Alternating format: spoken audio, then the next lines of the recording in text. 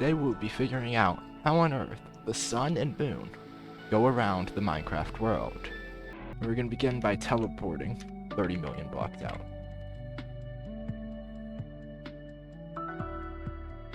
Make sure you go up so that you don't, spawn at the ground. And here we are, the Stripe Lands. You see, we can travel back and forth along the stripes, but we're actually unable to travel this way. That's a bug. No clue why. Anyway, you also see that if you look down, you can see straight down into the void. There's a gap in the world every other block. Now, this isn't quite enough to let the sun through. As you can see, the sun can probably get through that. Or can't get through that, obviously. But if we go a little farther,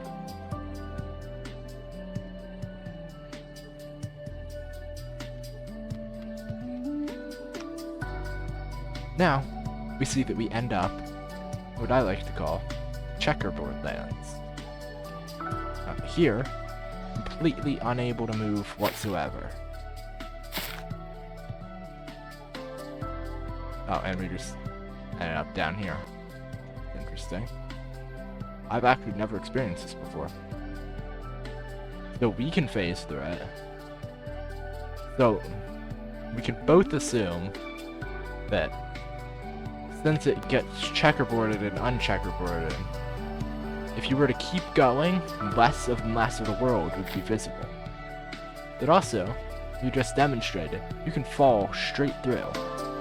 So either eventually there'd be no blocks visible whatsoever and the sun and moon could pass through perfectly easily, or they could just be here and pass right on through. That's not our only theory. There's also an idea we could go on based on the flat earth theory.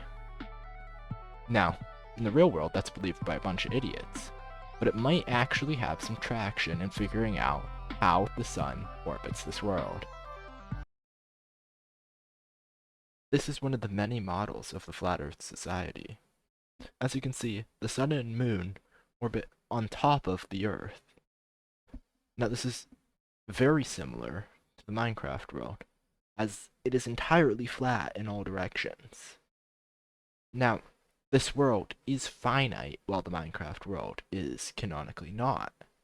But that does not matter, since the sun and moon would orbit in the center, and would thus not have an issue with going around. Now, this does raise the issue, where do they go? Now, this is an issue. Could also be explained in game terms with the render distance, obviously there's some leeway in the game, so you can't always be entirely sure of what is going on.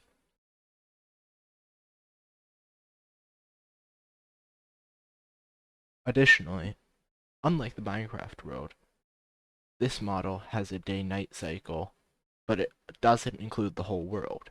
Obviously, in Minecraft, the entire world has the same time. And that's a very interesting thing about the Minecraft world.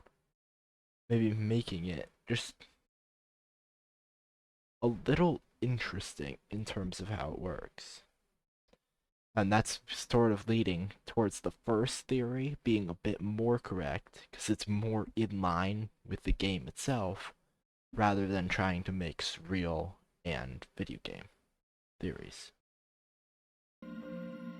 Well, it seems we've concluded that in some manner it is possible for the sun and moon to orbit the Minecraft world. If you have enjoyed, please leave a like, please subscribe, and I'll see you in the next one.